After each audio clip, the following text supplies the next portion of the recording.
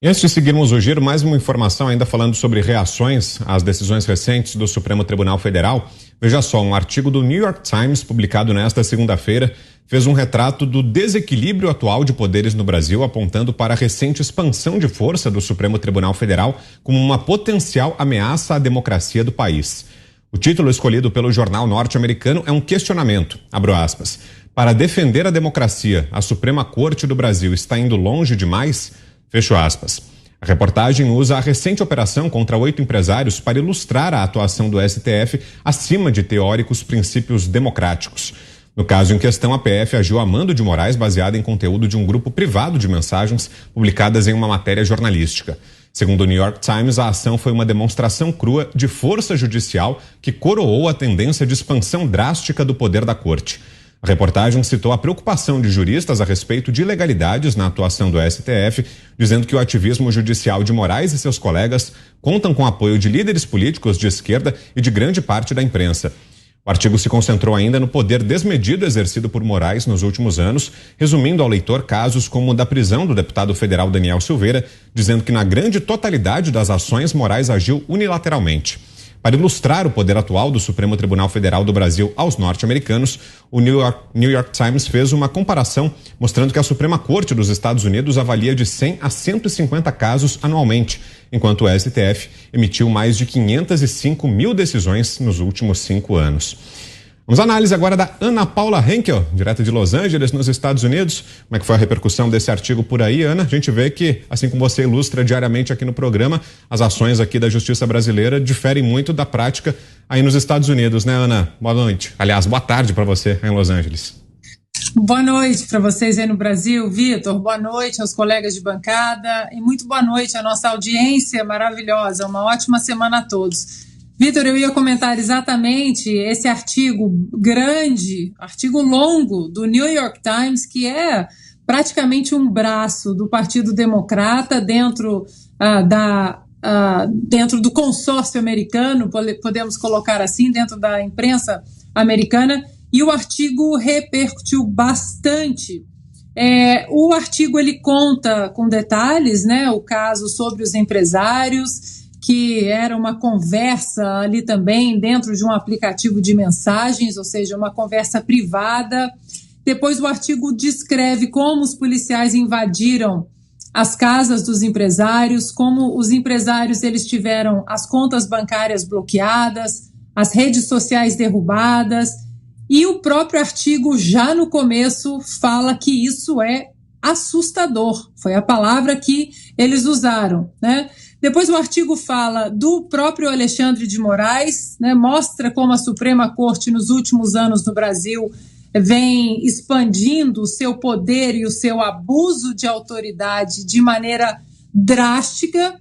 Conta também que a Suprema Corte já censurou veículos de imprensa, né, no Brasil, como o Dias Toffoli, como eles censuraram ali a capa de uma revista semanal no Brasil, né, uma famosa capa, o amigo do meu pai.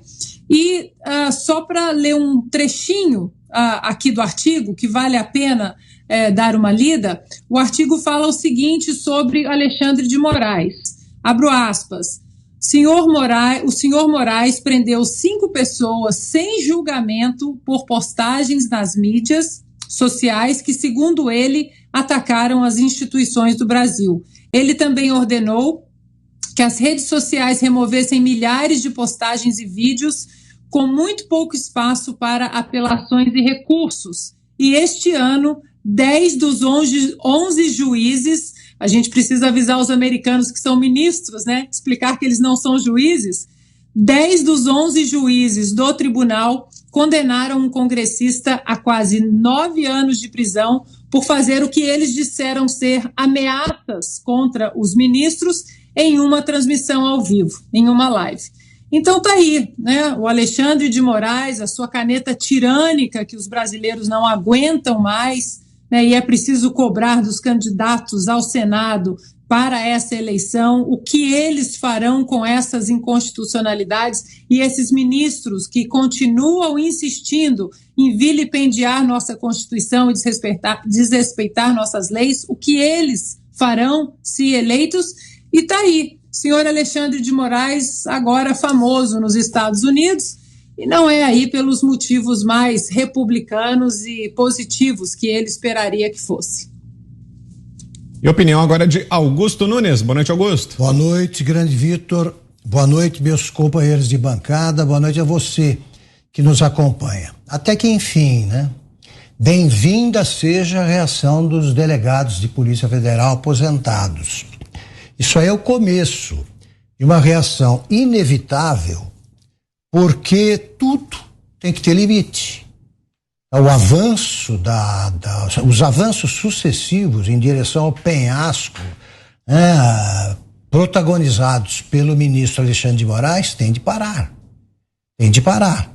Quer dizer, são atos ilegais que ele está cometendo, e a qualquer momento, como temos prevenido aqui, um delegado de Polícia Federal da ativa vai se recusar a cumprir uma ordem ilegal. Ele tem todo o direito de fazer isso. O que eu espero é que também os juristas acordem, entidades que congreguem juristas têm de se manifestar. A OAB ou algum grupo de advogados tem de dizer que isso é ilegal, porque, por exemplo, só se pode fazer uma busca e apreensão em imóveis pertencentes a quem foi acusado de alguma coisa, ou alguém indiciado em inquérito, alguém contra essa pessoa, vítima, alvo da busca e apreensão, tem de haver alguma prova ou indício de crime. E você você mobiliza a Polícia Federal para que consiga mais provas e indícios. Só que não, eles foram ali atirando no escuro, joga a rede e vê o que vem. E continuam punidos os 8 empresários. O Luciano Hang está o quê? Há mais de um mês, é isso? Sem acesso às redes sociais, está tudo fechado por decisão do Alexandre de Moraes. Então, se isso não é abuso de autoridade, eu não sei o que seria. Os ministros do Supremo não se manifestam. Eles estão ajudando a manchar a imagem do tribunal mais alto aí do Poder Judiciário. A cúpula do Poder Judiciário a imagem está sendo arranhada cada vez mais. Então já começamos a despertar reações no exterior. Essa pergunta do New York Times, o STF está indo longe demais, mas já foi muito longe. Muito longe. Em nome da democracia, você pratica atos autoritários ou ditatoriais, típicos de ditadura. Prende gente, toma decisões baseadas em lei nenhuma, como falaremos depois aí sobre o Barroso, do caso do vereador. Disso trataremos mais tarde. Agora, é bom que o Alexandre de Moraes e seus pares reflitam sobre isso. Por enquanto, é a reação dos delegados que já são aposentados. Daqui a pouco teremos um delegado com o apoio da maioria da população brasileira, recusando-se a cumprir uma ordem ilegal ou inconstitucional. O comentário agora é do Guilherme Fiuza. Boa noite, Fiuza. Boa noite, Vitor. Boa noite a todos. Pois é, nós temos falado, e quem nos acompanha aqui, Vitor, sabe, nós não somos visionários, nem temos uma sagacidade maior do que a de ninguém. Mas a gente tem falado que isso é grosseiro, esse desvio de função do Supremo Tribunal Federal é grosseiro, não é sutil. Então nós temos falado aqui repetidamente que não tem como ficar de pé, esse tipo de desvio, isso não vai ficar de pé. E volto a dizer, eu não sou um visionário, um profeta. Só vai ficar de pé se virar um regime ditatorial.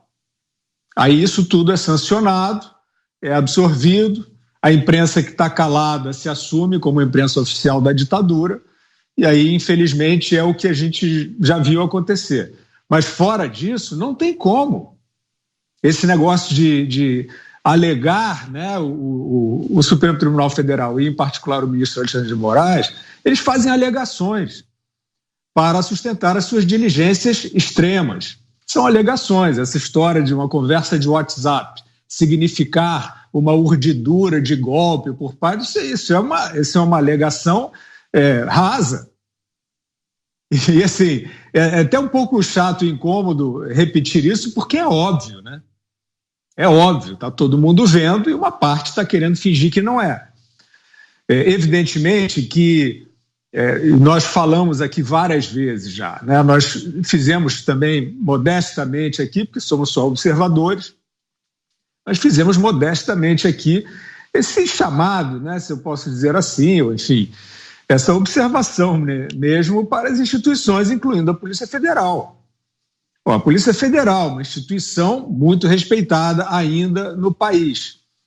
Ela tem, não sei se é uma ala, não sei se é uma parte, não sei se são relações ali especiais que estão sancionando esse tipo de ação que não ficará de pé. Não sou eu que estou dizendo, não tem autoridade nenhuma. É porque são grosseiras. Não, aqui não precisa do foro especial porque eu não quero. Vocês acham que isso é possível? A nota triste, melancólica, é que em outros tempos você nem precisaria de uma reação institucional da Polícia Federal. A sociedade inteira, de vários lados, reagiria, inclusive a imprensa. E principalmente a imprensa, porque quando tem abuso de poder, em geral, quem faz o primeiro contraste é a imprensa, que está absolutamente entregue a uma força que eu nem sei direito qual é. Evidentemente que a gente sabe, e aí tem paralelos fora do Brasil. Eu tenho citado também aqui bastante o primeiro-ministro canadense Justin Trudeau. É por isso que também não é tão simples, porque isso não é uma jabuticaba, né? Como às vezes a gente aponta. Isso não é uma jabuticaba, isso não é um problema brasileiro. Isso, infelizmente, está acontecendo em outros lugares do mundo. E eu cito o Justin Trudeau porque ele é a maior caricatura. Ele faz o que ele bem entende, ele faz também, ele comanda lá do Poder Executivo mesmo, não precisa nem do Judiciário, ele comanda ações que interferem em direitos de cidadãos, ações brutais, extremas, com aquela indumentária fantasiazinha de o cara do bem, do progressista, não sei o quê. Isso está servindo de um disfarce, de um truque em várias partes do mundo. Evidentemente que nós sabemos, então, que isso não é um problema simples, porque existe essa tentação, né? Existe aí parece ter teoria conspiratória, mas é pura verdade. A gente está vendo as instituições, a gente viu na época da pandemia, né? A questão de saúde. Todo mundo confiava na OMS, né? Todo mundo tinha a OMS como referência e deixou de ter, por causa deste mesmo fenômeno. As instituições estão se desmanchando com influência de quê? De dinheiro, né? De dinheiro, de poder, de sempre, não tem ideologia nenhuma. Não, eles estão montando um governo mundial, porcaria nenhuma. É influência, é grana, é comunicação, é aliciamento, né, dos meios, dos novos meios, para censurar, né, para fingir que isso que o Alexandre de Moraes faz no Brasil é comum. Aí tem essa imprensa que virou uma coisa fajuta, né, com complacência dessas redes sociais que saem cortando língua. É esse o esquema, o nome disso é um esquema. Isso não é um momento ideológico institucional, isso é um esquema vergonhoso. E a gente não está falando aqui porque a gente torce para um partido, não. A gente está aqui chocado, perplexo, há muito tempo e esperando, evidentemente, a reação da sociedade toda, do parlamento, da Polícia Federal, do Ministério Público. Estão aparecendo, né, reações aqui e ali. E isso tem que virar uma reação. Eu volto a dizer, a gente não quer, não temos aqui o negócio de fulano tem que sofrer. A gente não pensa nisso. Mas desse jeito, quando você sanciona a covardia dessa maneira, aí realmente daqui a pouco você vai ser a vítima. Todos vocês aí que estão sancionando. Então, só para concluir, é curioso que venha do New York Times, né? Quer dizer, a gente tem a Associação de Delegados no Brasil, também está pouco, quer dizer, é importante essa reação, mas está muito pouco, muito pouco. Eu já me referi até aqui aos próprios empresários. Acho que todo mundo tem responsabilidade nisso. Se é grosseiro, se é absolutamente desviante, se é absolutamente fora, né, dos ritos processuais, todo mundo tem que falar, inclusive os empresários estão calados aí, um minuto de silêncio aqui. Desculpe, tem que falar, tem que ir à instituição, tem que ir ao parlamento, tem que ir ao judiciário, normalmente.